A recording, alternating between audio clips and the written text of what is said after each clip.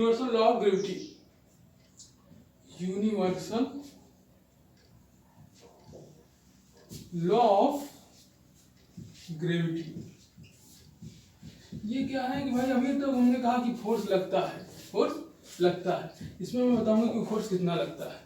ठीक है, चलिए एक ऑब्जेक्ट है, ये ऑब्जेक्ट ए है, इसके पास मास है कुछ, ठीक, हमने माना कि इसमें मास जो है ml है। एक ऑब्जेक्ट ये है बी, है ऑब्जेक्ट बी, ये ऑब्जेक्ट बी है और इसके पास मास कितना है mb। तो इस ऑब्जेक्ट के सेंटर से उस ऑब्जेक्ट के सेंटर तक एक ये जो इन दोनों में फोर्स लगेगा वो कहाँ से लगेगा, सेंटर टू सेंटर लगेगा। आप ये हमेशा याद रखना, सबसे इंपॉर्टेंट चीज है, सबसे इंपॉर्टेंट।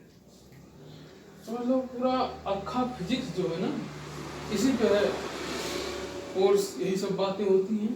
तो ये हमेशा आपको जो कुछ लाइनें होती हैं याद रखनी है कि ये कहाँ एक्ट करेगा। हमेशा क्वेश्चन बनाएगा, आपको सरफेस दे देगा, आप सही करके आओगे, चौड़े से घूमोगे चौड़ा कि भाई हम तो हो गया क्वेश्चन, फिर पता लगा कि भाई ना जब आंसर की देखोगे तो भाई गलत है। तो इसलिए आप यहीं से ध्यान दो कि क्या होता है ग्रेविटेशनल फोर्स, हमेशा सेंटर टू सेंटर। तो हमने नाम दे दिया, हमने ये दिया कि ये जो डिस्टेंस है दो ऑब्जेक्ट के बीच में ये कितनी है, डी है। ठीक, अब मैं आता हूं कि न्यूटन ने हमको जो बताया कि ये फोर्स कितना होगा। न्यूटन ने क्या बताया कि ये फोर्स कितना होगा, कि जो फोर्स होगा F वो डायरेक्टली प्रोपोर्शनल होगा किसके किसके, mass of A into mass of B। Newton ने क्या कहा कि जो इसमें फोर्स होगा इन दोनों के बीच में वो इसके मास के डायरेक्टली प्रोपोर्शनल है। मतलब अगर मास बढ़ेगा इन दोनों का, दोनों के प्रोडक्ट का, ठीक है, दोनों के प्रोडक्ट का मास अगर किसी एक का भी बढ़ गया तभी दोनों का माना जाएगा, तभी इसका मास बढ़े, फोर्स बढ़ जाएगा। और न्यूटन ने कहा कि ये जो है ये इनवर्सली प्रोपोर्शनल है किसके, इसके बीच के डिस्टेंस के, inversely proportional to the square of the distance between them. इसका मतलब समझ रहे हैं दोनों लाइन का। समझ लीजिए सबसे जरूरी चीज है। एक तो आप डायरेक्टली प्रोपोर्शनल और इनवर्सली प्रोपोर्शनल अभी तक नहीं समझे हो तो फिर से बेटा समझ लीजिए, क्योंकि अक्खा फिजिक्स जो है वही डायरेक्टली प्रोपोर्शनल वही इनवर्सली प्रोपोर्शनल, और इसमें बहुत क्वेश्चन बनेंगे, बहुत ही क्वेश्चन बनेंगे। डायरेक्टली प्रोपोर्शनल कि आप अगर एक को बढ़ा रहे हो दूसरा भी बढ़ रहा है तो डायरेक्टली रिलेशन है। ठीक, डायरेक्टली रिलेशन क्या है, आप और आपके गर्लफ्रेंड के बीच का जो रिलेशन है वो डायरेक्टली है, समझ गए, आप और आपकी गर्लफ्रेंड के बीच का क्या डायरेक्टली। और इनवर्सली क्या है कि आप और आपके एक्स गर्लफ्रेंड हो, समझ गए, या एक्स बॉयफ्रेंड हो, जो भी हो, इनमें इनवर्सली समझिए, ऐसे इनवर्सली, समझ गए ना। देखिए मतलब डायरेक्टली क्या है कि एक बढ़ेगा दूसरा भी बढ़ेगा तो क्या है, डायरेक्टली वाला रिलेशन है। हाँ, जैसे शादीशुदा में हो रहा है, शादीशुदा जो लाइफ हो क्या है कि एक बढ़ रहा है दूसरा भी बढ़ रहा है। और इनवर्सली क्या है भाई कि जो है शादी के अलावा भी आपने जो है एक्स्ट्रा मैरिज अफेयर टाइप वाला जो होता है क्या कि एक बढ़ रहा है तो दूसरा घट रहा है। तो इसमें क्या है कि एक बढ़ा तो दूसरा घटेगा, लेकिन यहाँ स्क्वायर लग गया। स्क्वायर का लगने का क्या मतलब है कि एक बढ़ेगा तो दूसरा बहुत ही तेजी से घटेगा। अगर हमने डी को बढ़ाया तो ये एफ को बढ़ाया तो ये स्क्वायर टाइम कम हो गया। चलिए एक उदाहरण से समझिए कि अगर मान लीजिए डी की वैल्यू 2 है, डी की वैल्यू 2 है डिस्टेंस, तो फोर्स कितना होगा, F इक्वल टू 1/d, हमने इक्वल टू ले लिया 1/d स्क्वायर, तो F equal to 1/4 equal to 0.25। ये कब हो गया F की वैल्यू, जब D की वैल्यू 2 है। अगर D की वैल्यू 4 हो गई, कितना बढ़ा, 2 बढ़ा, तो F equal to 1/d square equal to 1/16 equal to 0.0642, ऐसे कुछ आगे जाएगा। तो देख रहे हैं आप कि केवल 2 बढ़ने से कितना ही फोर्स कम हो गई। मतलब डिस्टेंस का कितना बड़ा रोल है इसमें ग्रेविटेशन फोर्स में, कि जब आप जितना दूर होगे उतना ही कम फोर्स हो जाएगी, जितना आप दूर होते गए, क्योंकि ये नीचे है ये कम करेगा, इनवर्सली प्रोपोर्शनल है, समझ गए ना। चलिए इसका स्टेटमेंट लिख लेते हैं। स्टेटमेंट क्या है, every object in universe attract every other object with some force. ये तो आपको पता है, every object in universe attract each other with some force,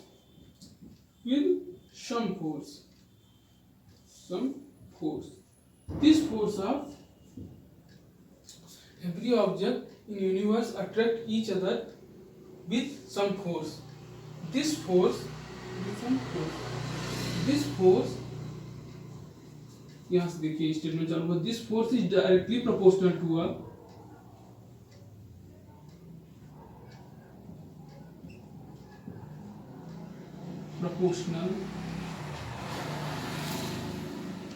this force is directly proportional to a product of a mass. This force is directly proportional to the product of the product of their mass, the product of their mass and inversely proportional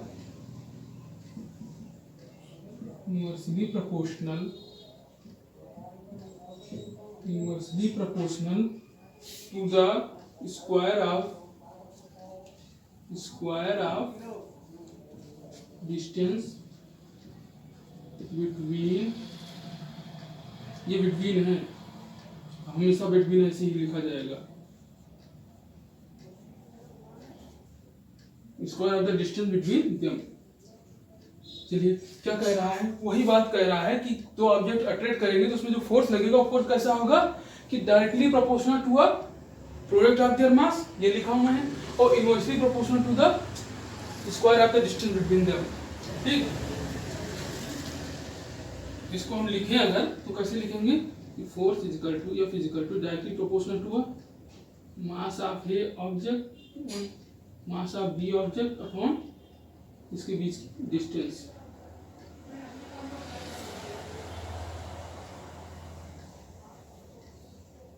ये force किस पे depend कर रहा है, mass of A object, mass of B object, mass of upon D. जरा ये पता ना इसको क्या कहते हैं, यूनिवर्सल लॉ ऑफ ग्रेविटी। मतलब आप चांद पे चले जाओ, मून पे चले जाओ, आप मून पे चले जाओ, आप मार्स पे चले जाओ, जुपिटर, कोई भी ग्रह पे चले जाइए, कोई भी ग्रह पे, ये जो है चीज यही एक्ट करेगा, ये सब में सेम है, इसीलिए इसको यूनिवर्सल लॉ कहते हैं। कई चीजें हैं जो अर्थ की वहां नहीं एक्ट करती हैं, मैं आगे पढ़ाऊंगा, जो कोई भी ऐसा टर्म आएगा जो अर्थ पे ही अप्लाई होगा तो मैं बताऊंगा आपको, लेकिन ये जो है ये हमेशा सेम रहेगा। ये फोर्स याद रखिएगा। तो हमने जो यहाँ न्यूटन ने यहीं तक बता के छोड़ दिया था, ये फिजिकल टू, और उन्होंने इसको इस कांस्टेंट को नाम दिया जी, इस कांस्टेंट को नाम दिया जी ma mb upon D square. देखिए आ रहा है कि नहीं वीडियो में, ठीक। इस कांस्टेंट को नाम दिया गया डी, जी। इस जी को क्या कहते हैं, यूनिवर्सल ग्रेविटेशनल कांस्टेंट। इस जी को क्या कहते हैं भाई, जी को हम कहते हैं यूनिवर्सल ग्रेविटेशनल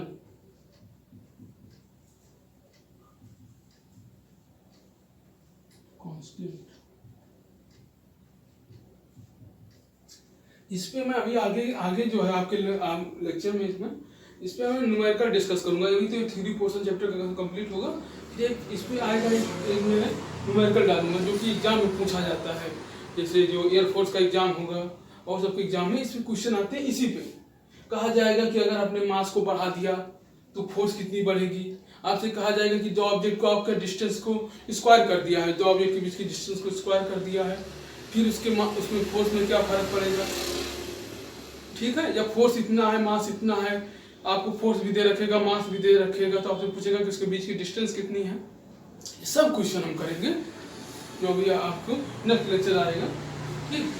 तो आपको ये पोर्शन तो अच्छे से क्लियर हो गया होगा कि क्या होता है यूनिवर्सल लॉ ऑफ ग्रेविटी, ठीक। अब इस चीज को स्टेटमेंट को थोड़ा सा और हम ब्रीफ में देख लेते हैं। जब तक कोई चीज, आप एक बात याद रखना कि टॉपिक को समय दीजिए, आप कोई भी टॉपिक को समय दीजिए। जिंदगी में कोई भी काम है जो ऐसा नहीं है जो बिना समय की हो। अगर आपके पास समय नहीं है उस चीज के लिए तो पढ़िए ही मत, जिस चीज के लिए आपके पास समय हो वही काम करिए। ठीक। अगर आपको लगता है कि आपके पास केवल गेम खेलने का समय है तो गेम खेलिए, और इतना खेलिए कि या तो आप उसमें करियर बना लीजिए या तो फिर गेम ही छोड़ दीजिए। जो काम करिए उसको इस लगन से करिए कि या तो उसमें करियर ही बना दीजिए आप, या तो फिर उस काम ही को छोड़ दीजिए। ये बीच वाला काम नहीं कि भाई ये भी कर रहे हैं वो भी कर रहे हैं, ठीक है। 70% लोग इसी में परेशान हैं। चलिए ये क्या है, ये हमने यूनिवर्सल लॉ ऑफ ग्रेविटेशन दिया, हमने नहीं दिया भाई, न्यूटन ने दिया। न्यूटन इतना बता के चले गए। एक उसके बाद एक साइंटिस्ट हुए जिन्होंने इस डी की वैल्यू, क्योंकि क्या था जब न्यूटन ने बताया था तो हमको मास ऑफ अर्थ मालूम ही नहीं था कि अर्थ का क्या मास है, मून का क्या मास है, किसी चीज का मास नहीं था। तो ये जी निकालने के लिए हमको ये सब चीजें पता होनी चाहिए, ठीक है। G is equal to f b square upon m a और एम बी, ठीक है। चलिए ये हो गया जी। तो अगर किसी चीज का मास मान लीजिए एक ये मैंने तभी लिया था, एक ये है ये, ठीक। तो उसका अगर मास किसी चीज का 1 kg है, मास ऑफ बी कितना है 1 kg है, ठीक। उसके बीच की डिस्टेंस कितनी है डी 1 मीटर है, ठीक है। अगर ये तीनों कंडीशन आपने लगाई तो जो फोर्स लगेगा, फोर्स वो किसके बराबर होगा, जी के बराबर होगा। फोर्स इज इक्वल टू जी, क्यों, क्योंकि बाकी सब 1 है, बाकी सब 1 हो गया। तो जो फोर्स लगेगा वो इस कंडीशन में जो फोर्स है वो यूनिवर्सल लॉ ऑफ ग्रेविटेशन के बराबर होगा, सॉरी यूनिवर्सल ग्रेविटेशनल कांस्टेंट के बराबर होगा। इस कंडीशन में जो फोर्स होगी वो यूनिवर्सल ग्रेविटेशनल कांस्टेंट के बराबर होगी, समझ गए ना। ये बताने का क्या मतलब है इसका कि क्या है, आप जैसे एक फोर्स का हमने जब डेफिनेशन दी थी कि अगर mass F equal to M A में, F equal to M A, याद करिए। तो मैंने क्या कहा था कि अगर मास किसी का 1 हो और एक्सेलरेशन 1 हो तो उसका फोर्स 1 होगा। फोर्स क्या है कि जब कोई बॉडी का जिसका मास 1 kg है और 1 मीटर पर सेकंड स्क्वायर के एक्सेलरेशन से मूव कर रहा है तो वो जो फोर्स लगाएगा वो 1 न्यूटन का फोर्स लगाएगा, ठीक है। तो यहाँ पे क्या हुआ कि अगर दो ऑब्जेक्ट दूर दूर रखे हों, ठीक है, और उनके बीच का डिस्टेंस 1 मीटर है और दोनों के वेट 1 kg है, तो जो उस समय फोर्स लगेगा वो किसके बराबर होगा, जी के बराबर होगा। तो अगर हम यहाँ से फोर्स निकाल लिए तो यहाँ से हम जी भी निकाल सकते हैं, समझ रहे हैं ना। इसीलिए बताने का पर्पज यही है। चलिए जी की वैल्यू क्या होती है लिख लीजिए, universal gravitation constant, universal gravitation constant. अच्छा कांस्टेंट का क्या मतलब होता है, पहले मैं बता चुका हूँ। कांस्टेंट जो चीज बैरी ही ना हो वही कांस्टेंट। सलमान खान का डायलॉग हो गया, ये सलमान खान की एक्टिंग हो गई। सलमान खान की एक्टिंग जो है हर मूवी में एक ही जैसी रहती है, बड़ी नहीं हो रही है, तो मतलब क्या है, कांस्टेंट है वो। चलिए तो जी की वैल्यू क्या होती है एक बार लिख लीजिए आप, देखना पड़ेगा यार। 6.67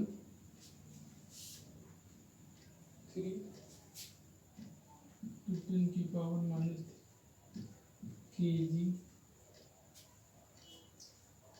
मीटर स्क्वायर।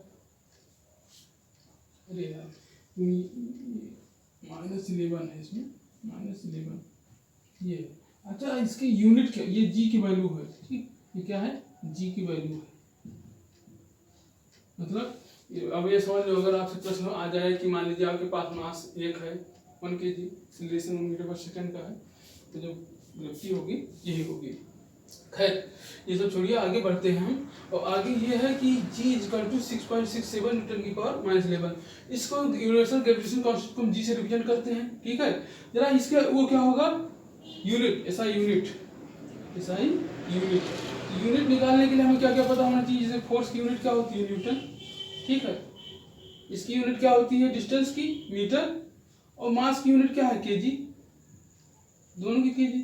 तो हमको क्या मिल गया यूनिट में देखिए कैसे लिखा जाता है। ऊपर की यूनिट न्यूटन मिल गई और मीटर का स्क्वायर मिल गया ऊपर, नीचे क्या मिल गया, kg, तो 2 बार kg है तो kg का स्क्वायर। तो ये क्या हो गई, SI unit of universal gravitation constant. इसकी यूनिट क्या, तो यहाँ लिख देते हैं हम, इसकी यूनिट क्या होगी भाई, न्यूटन मीटर स्क्वायर पर केजी, न्यूटन मीटर स्क्वायर पर केजी, ये इसकी यूनिट है। जैसा कि आपको मेरे लुक से स्वागत है आपका हमारे चैनल पर। इस चैनल पर हम 9th क्लास से लेकर 12th क्लास तक के सभी सब्जेक्ट पढ़ाएंगे और एनसीईआरटी को फॉलो करेंगे। ये जो पढ़ा रहे हैं हम, इसको जो बच्चे 9th से 12th क्लास में हैं, ये इनके लिए प्रॉफिटेबल है। और जो बच्चे कॉम्पिटिटिव एग्जाम की तैयारी कर रहे हैं, कंपटीशन में बैठने वाले हैं, चाहे वो नीट देना चाहते हो या ये एयरफोर्स, नेवी, एनडीए या कोई भी कॉम्पिटिटिव एग्जाम देना चाहते हो जिसमें साइंस पोर्शन आता है, तो उनके लिए सबसे ज़्यादा प्रॉफिटेबल है, क्योंकि आप 1 लाख क्वेश्चन चाहे सॉल्व कर लो, लेकिन जब तक आप ये नहीं पढ़ोगे कि ये क्वेश्चन बना कैसे है, तब तक आपके लिए वो चीज़ प्रॉफिटेबल नहीं होगा। तो इसमें हम यही आपको सिखाएंगे क्वेश्चन बनता कैसे है। ठीक, थैंक यू।